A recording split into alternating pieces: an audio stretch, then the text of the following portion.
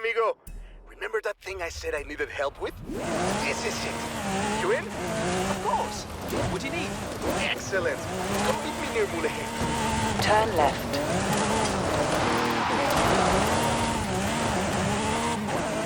In 200 meters, turn right.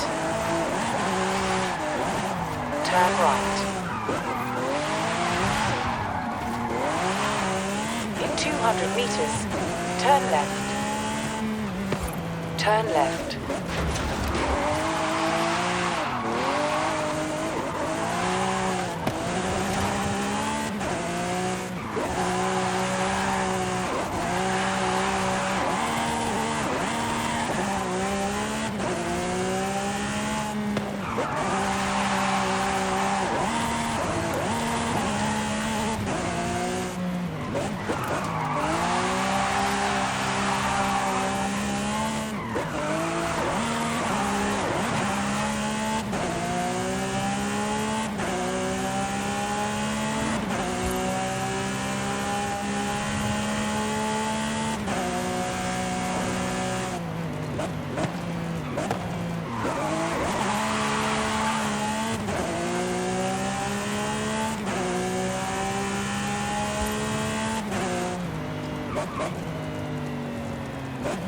You have arrived at your destination.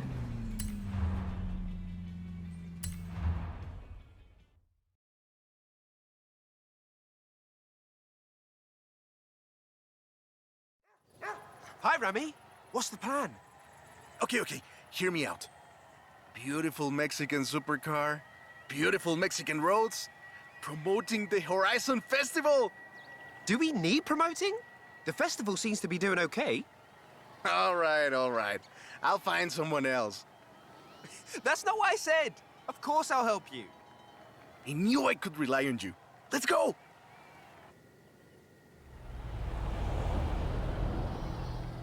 Let's get moving. Get some speed, then turn into the countryside. Really see what this car can do. Turn right.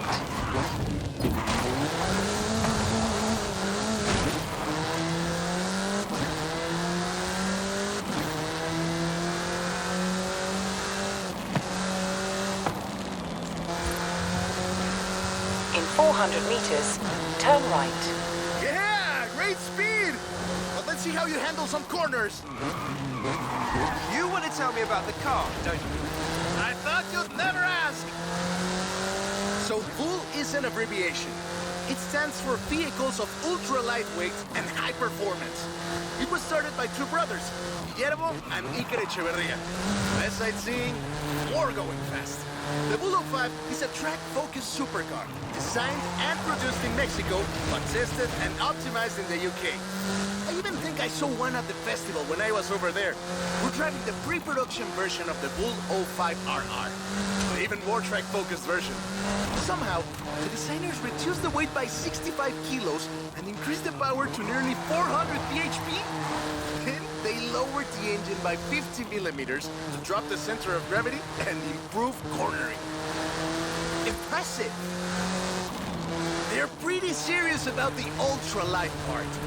The 05RR even has an option for titanium bolts, saving another 4.5 kilos. What's the RR stand? Road and racing. The car was designed for an enhanced track experience, but remains road legal. In 400 meters, you will arrive at your destination.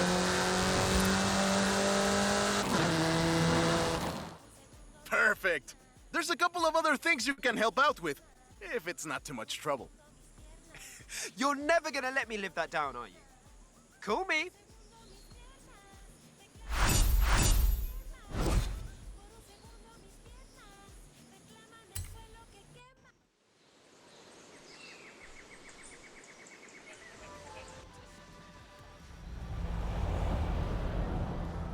I just got my hands on a piece of Mexican racing history. Wanna see? Of course. On my way.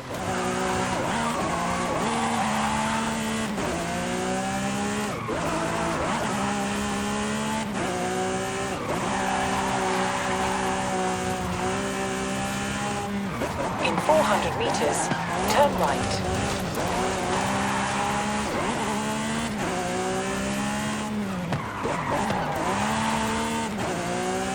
Turn right.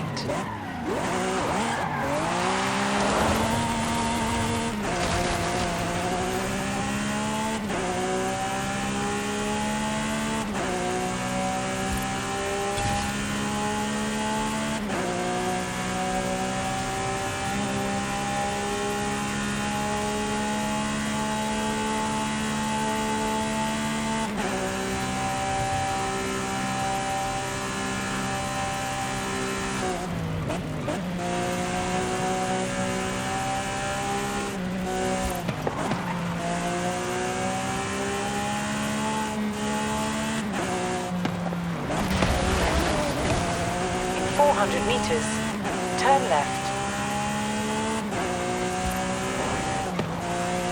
Turn left.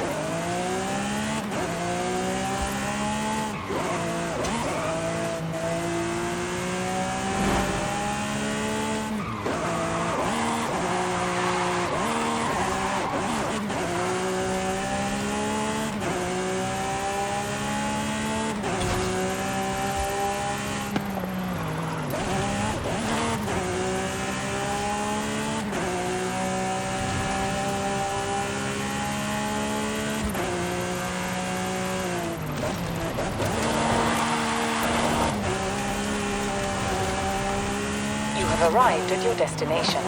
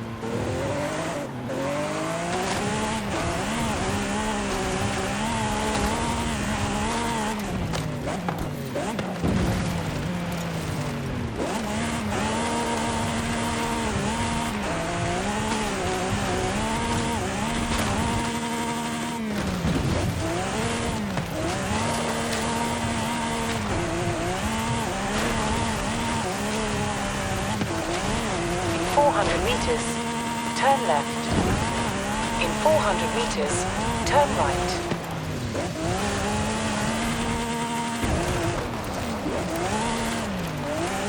You have arrived at your destination.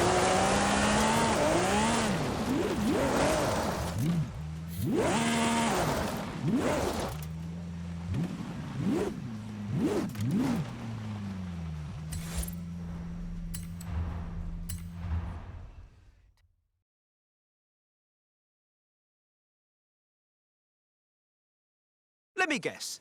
Today's episode of Mexican Automotive History with Ramiro is about the Baja 1000. You are very perceptive, my friend. This dune buggy was the first car to race here. Let's take it for a spin.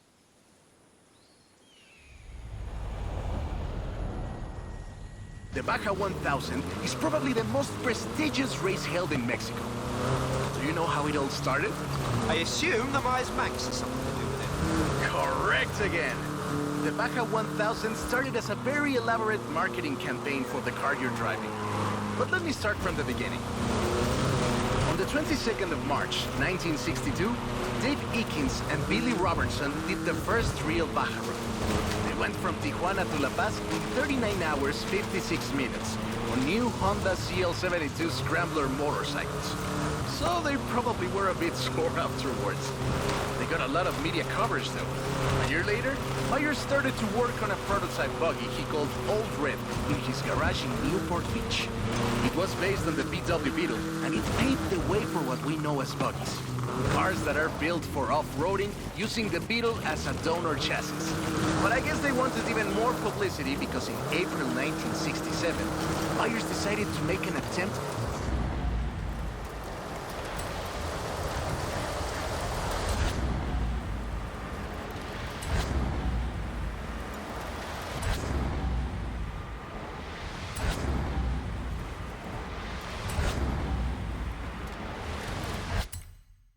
at breaking Eakin's record. And it worked! Myers did it in 34 hours and 45 minutes, beating Eakin's for more than 5 hours.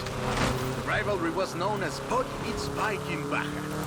Sounds like something you did back in the UK, doesn't it? Turn around when it is safe to do so.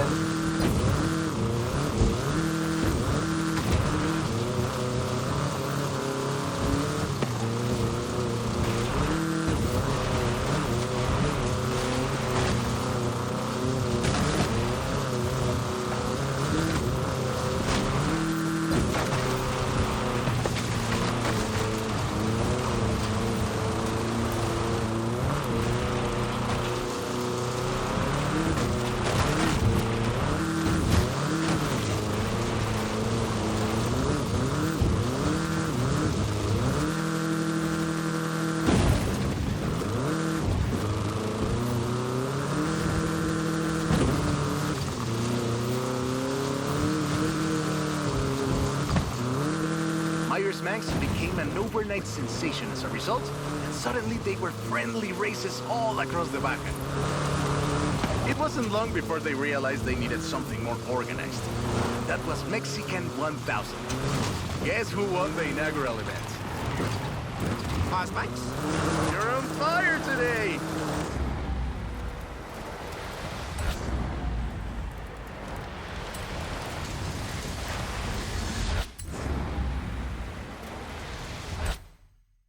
Yes, in 27 hours and 38 minutes. The official race was 100 miles shorter than the original route, but it's still impressive. The Mexican 1000 was later renamed the Baja 1000, and is run to this day. In 400 meters, turn right.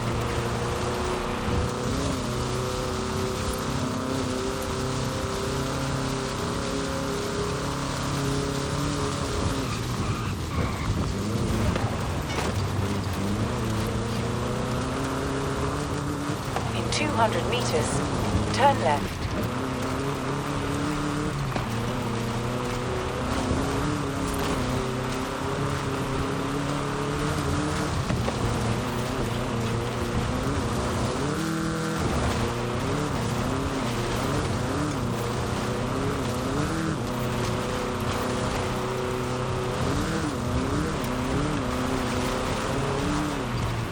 In 100 meters, turn left.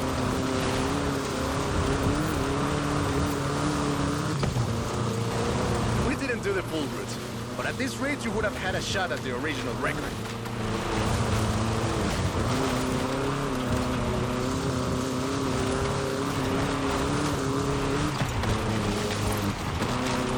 Turn left.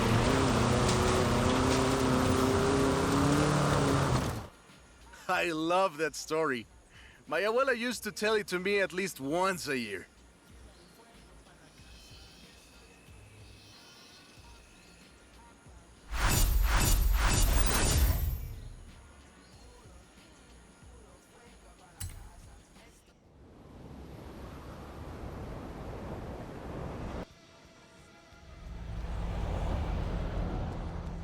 Hey, come quick! Papa Fernando needs your help!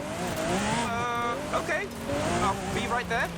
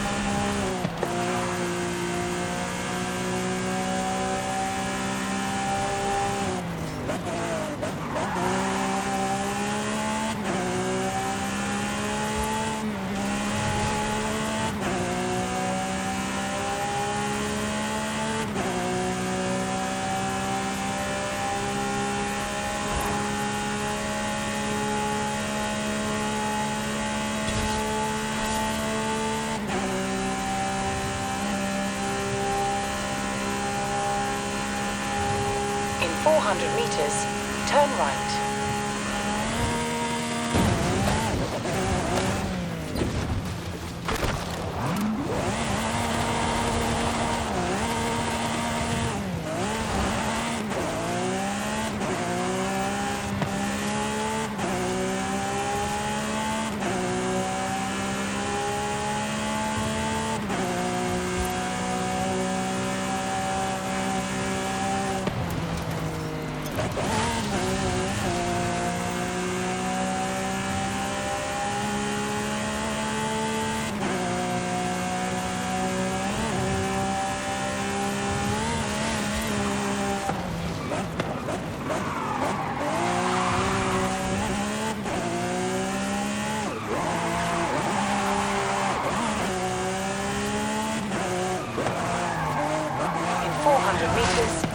Turn sharp left.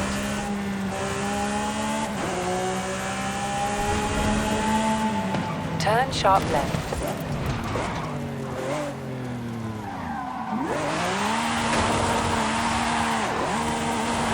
In 200 meters, turn left.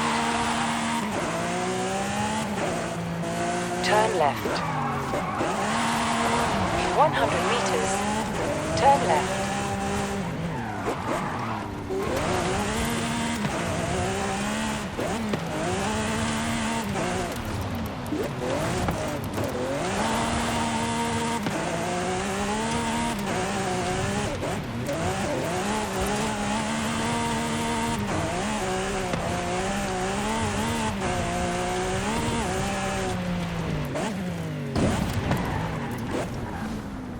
You have arrived at your destination.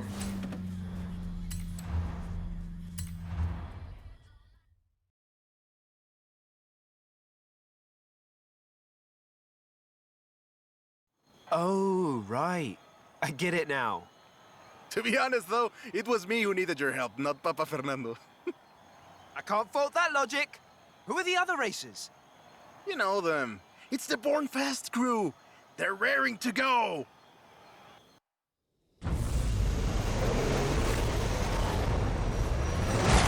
Oi, he's eager. But this isn't really a street race. There's no checkpoints, just the finish line. So keep to the route and get there first.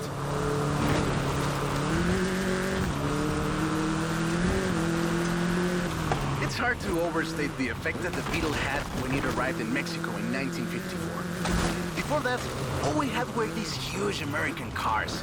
So this new European-style car with its shape and light chassis and those adorable headlights and an engine that anyone would attract with.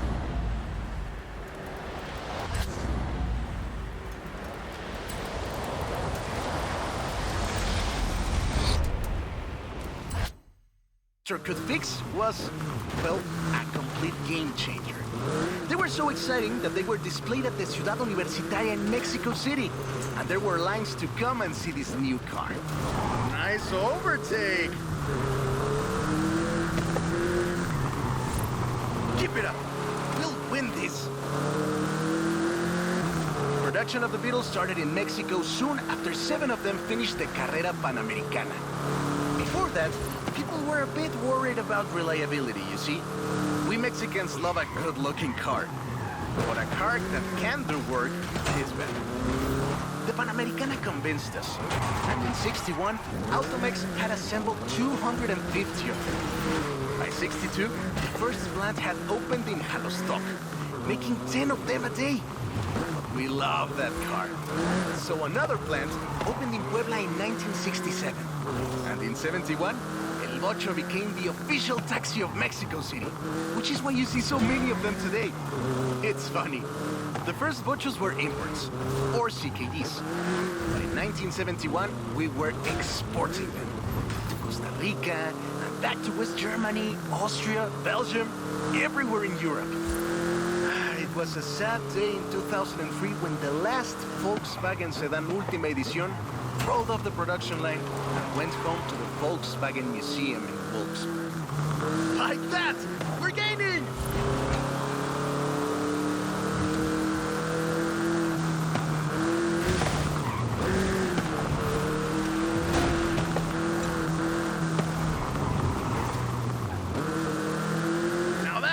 like it.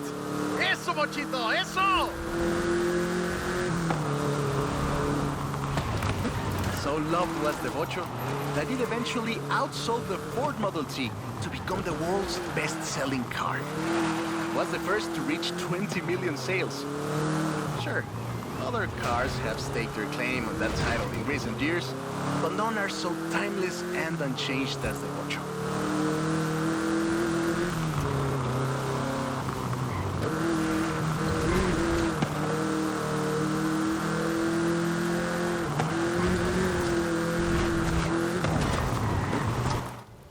That is a great car. Probably the most iconic car in all of Mexico. Ay, es increíble que un auto tan pequeño deje un vacío tan grande. Adiós, sedan. Thanks. I'll call you when I've got that next one ready.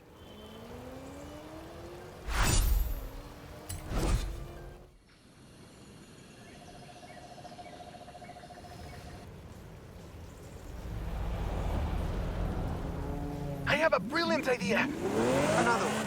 What happened to the previous idea? This one is better. Meet me in town. In 200 meters, turn left. Turn left.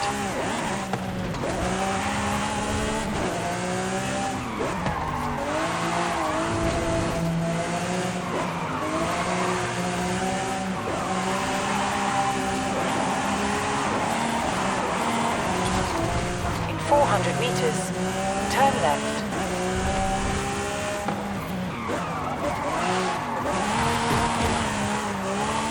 Turn left.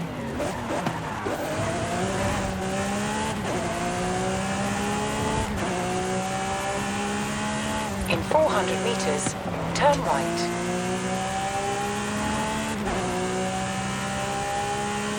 Turn right. In 200 meters, turn left.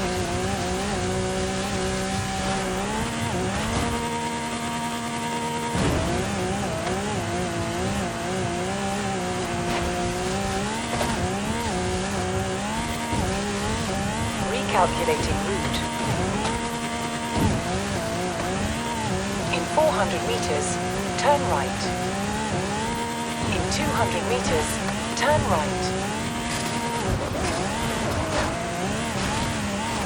Turn around when it is safe to do so.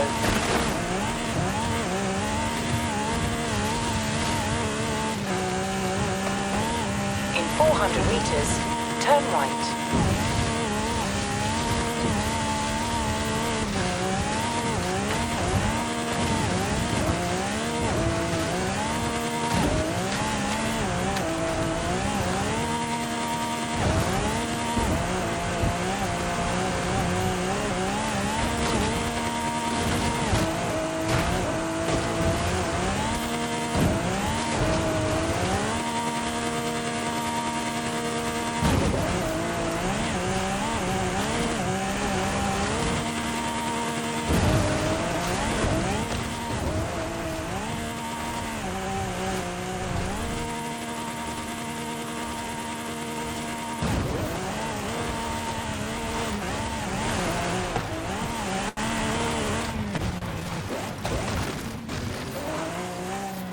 In 100 meters, you will arrive at your destination.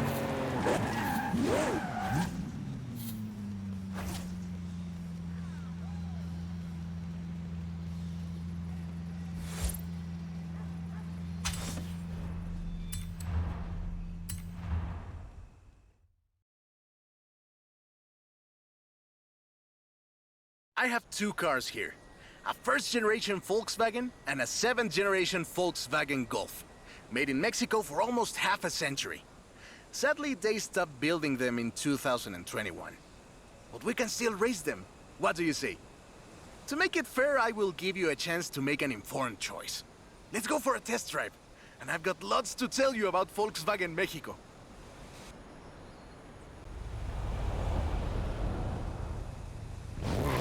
Volkswagen Mexico headquarters are in Puebla City. It started production in 1967 with the famous Beetle. As we call it, the Bocho. VW made multiple attempts at replacing the famous Beetle with newer models, but all of them failed way short of achieving the production figures until the Volkswagen Golf came into play.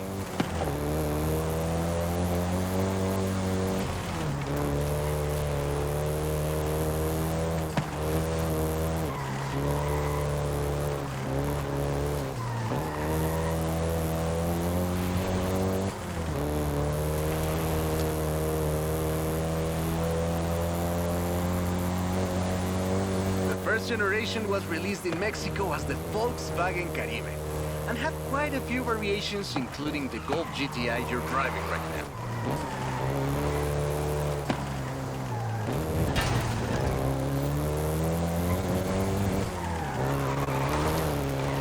VW engineers, inspired by the Beetle GSR, designed and prototyped the Golf in secret as a Skunk Works project. Little did they know that the Golf GTI would become the hot hatch.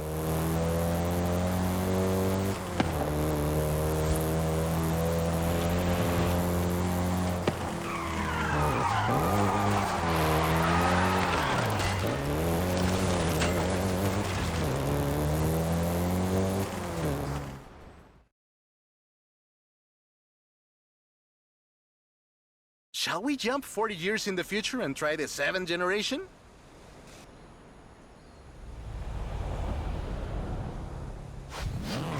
The 7th generation of the Golf first appeared in 2012. This version is the Volkswagen Golf R, R meaning race.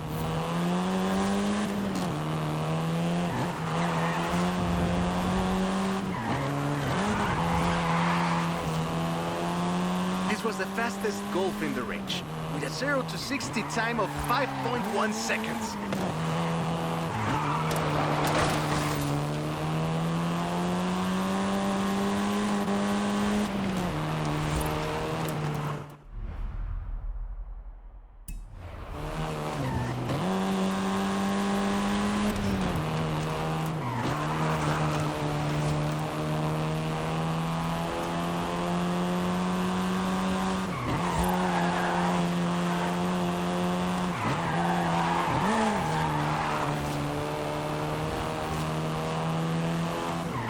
Volkswagen Mexico produced all 7 generations of the Golf, totaling more than 2 million units over 44 years.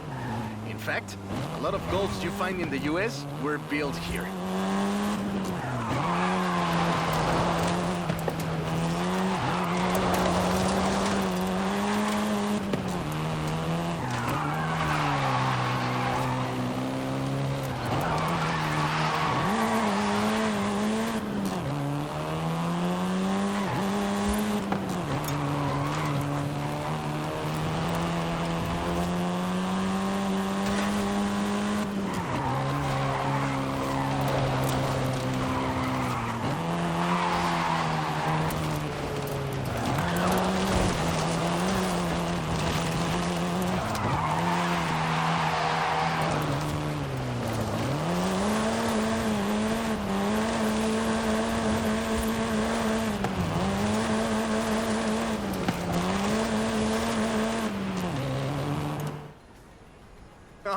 All right. Enough driving around. Let's go head to head, after you've had a chance to rest.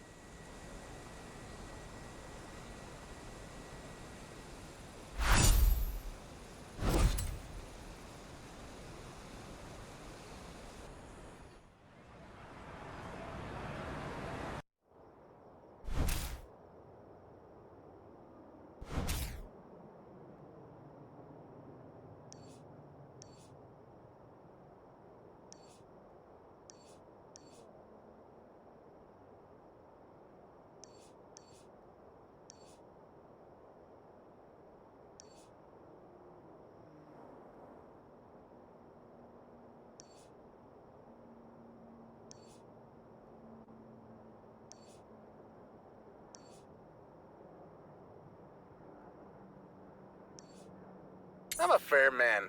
I'll let you choose. Which Golf do you want to drive for our little race? I'll take the Golf GTI.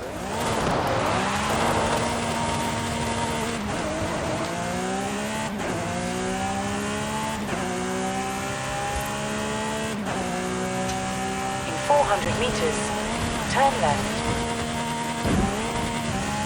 Recalculating route.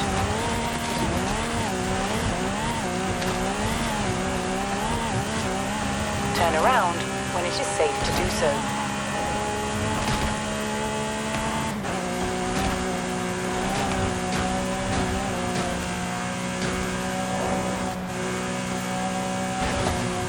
At the roundabout, take the second exit.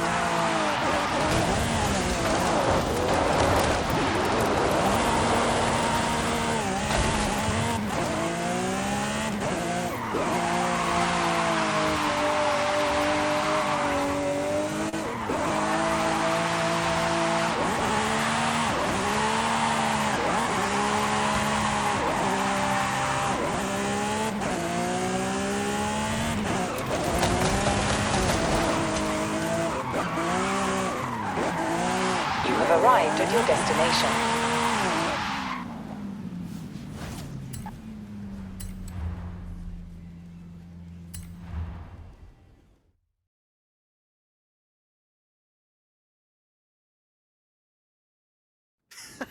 I hope you know some shortcuts.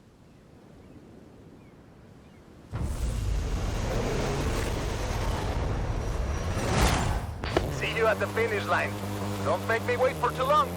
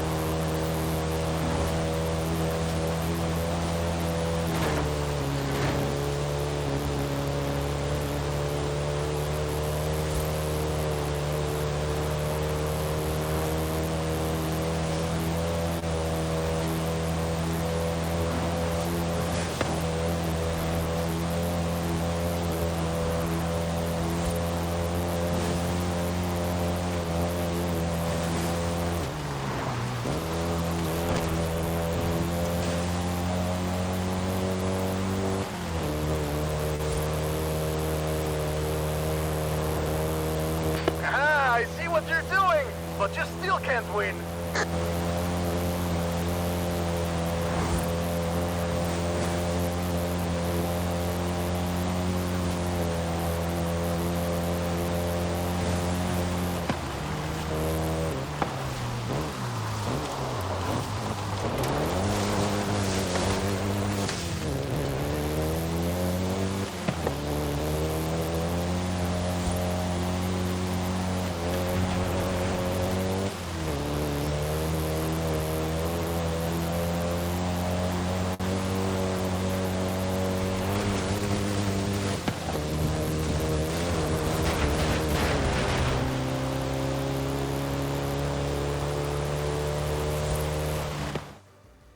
What a race! I am actually surprised the first generation still holds up. I'm sure you didn't cheat.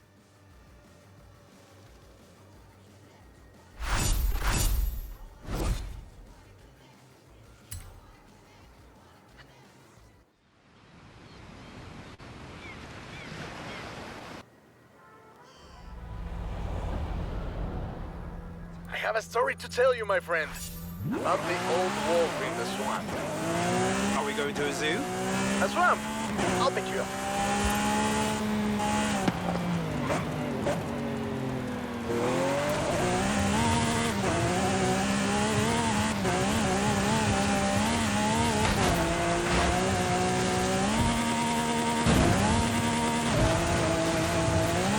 Turn around when it is safe to do so. Recalculating route.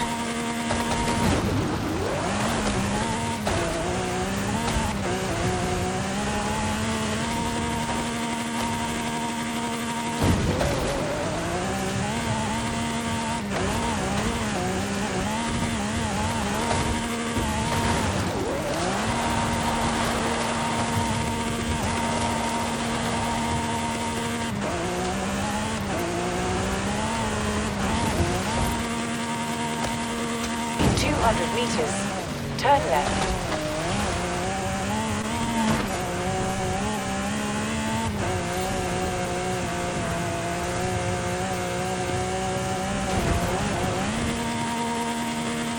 Turn around when it is safe to do so. In 200 meters, turn left. In 200 meters, turn right. Turn right.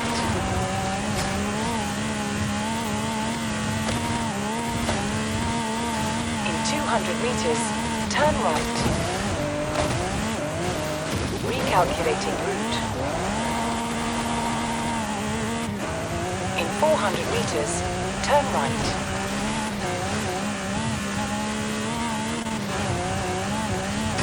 In 200 meters, turn left. In 100 meters, turn sharp left.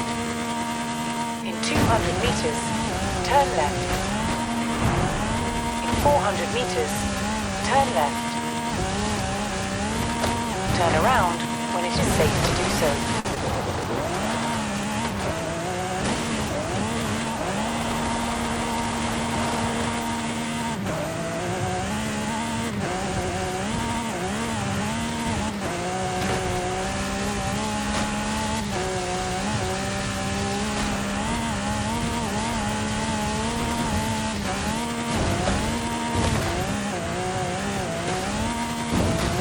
In 400 meters, turn right.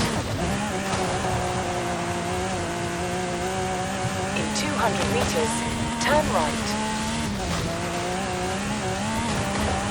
In 400 meters, turn sharp left.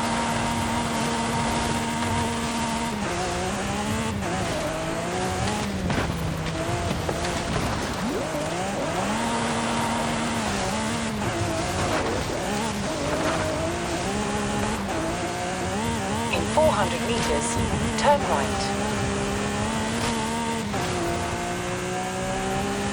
Turn right. In 400 meters, turn left. Recalculating route. In 400 meters, turn left. In 200 meters, turn right. In 100 meters, turn right.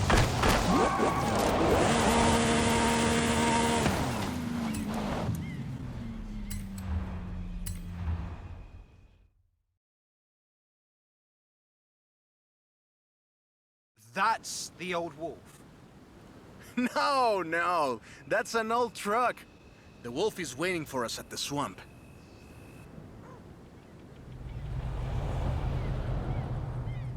Haley asked us to clear some debris, and I've got just the car. But we need to get there first. Of course! Who do you think I am? The driver who destroyed a record-breaking amount of fences. That's fair.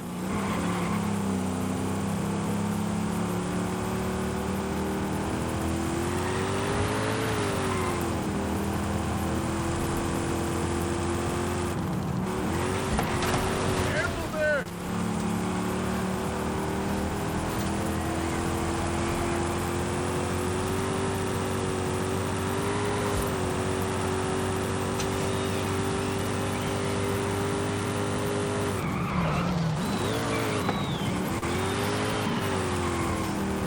In 400 meters, turn right. This car is too old for this kind of driving! Turn right.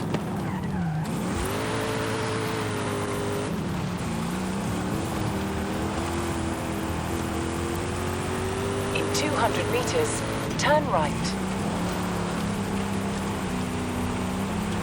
Turn right. See? Got it here in one piece. And gave me a few heart attacks. You get to explain to Haley why she's paying to repair my granddad's car.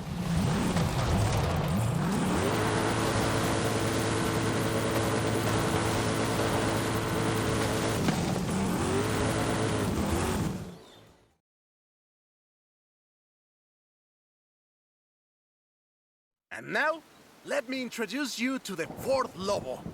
This car is more your style. Now that's a hecking good wolf.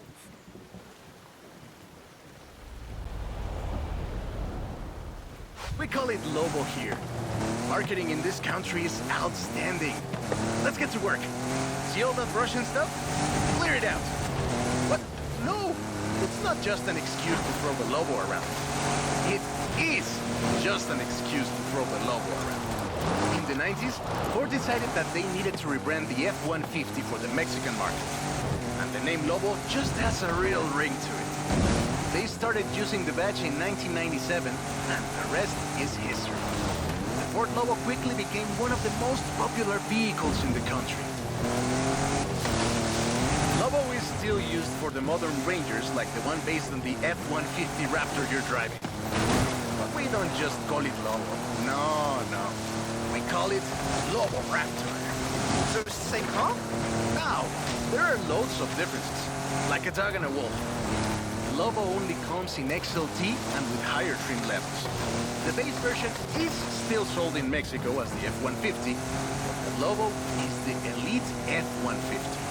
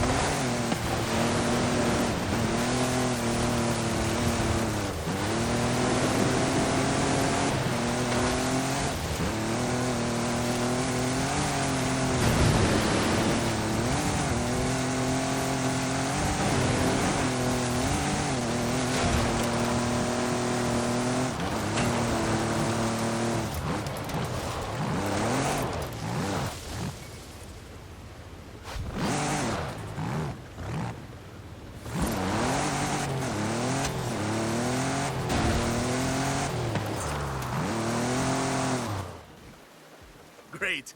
Job's done. And the scratches will buff right out. Thanks for the help. Now I just need to get my abuelo's old F-100 back to the garage.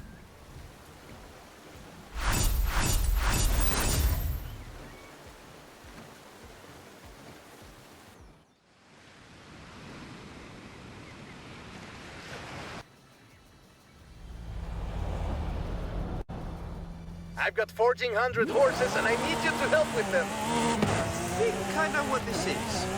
I'll be right over.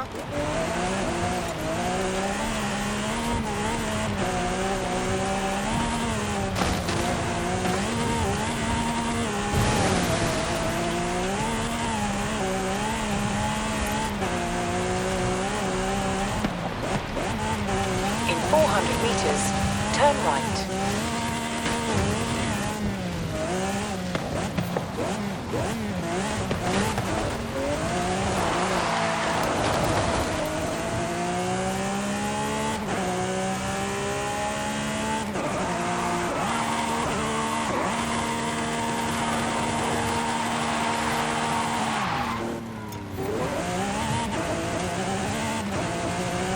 Turn around when it is safe to do so. Recalculating route.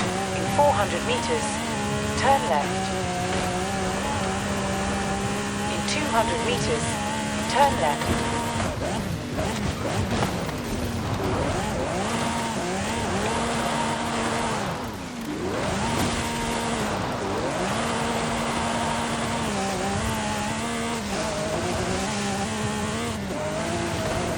In 400 meters, turn right.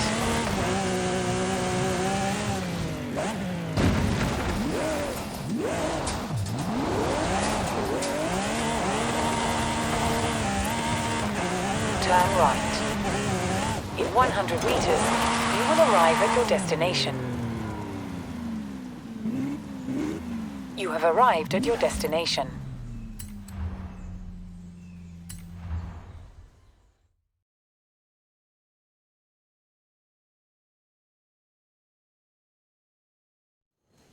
I know you've got one of these, somehow, so you know a little bit about what you're in for.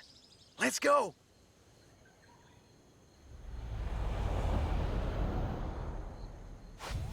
Let's take this down to the beach. Stick it in AWD if you like. There's some nice curves up ahead.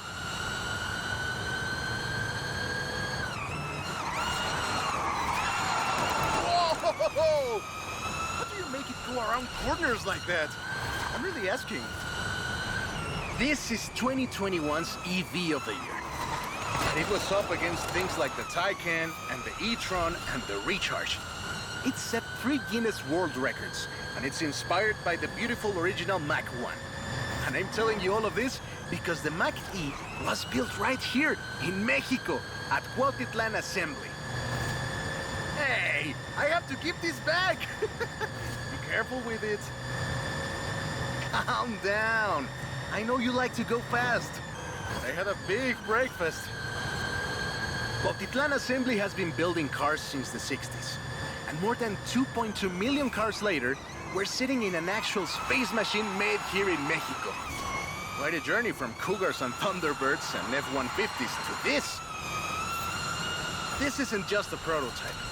Cuautitlán Assembly does a range of options for the Mach E. A 68 kilowatt-hour standard and an 88 kilowatt-hour extended range version. It will give you over 300 miles of range on a single charge. The Performance GT version is the really wild one. 0 to 60 in 3.6 seconds. This one is quite a bit faster. Honestly, when I first tried it, I had to go and sit in a quiet room for a bit. And I've flown airplanes in a storm. Hey! This isn't your Mach E. Be careful with it. I have to give it back. It's wild tech. You can switch from all-wheel drive to rear-wheel drive at the touch of a button. And when you get into tuning, you can basically tweak every one of the 7 engines individually. It can make 1,400 horsepower and a ton of downforce at 160 miles per hour thanks to the aero tube. And there we go. Sunrise over the sea. Beautiful. But we're not done. There's one more thing to look at. I'll let you know as soon as I have, found it.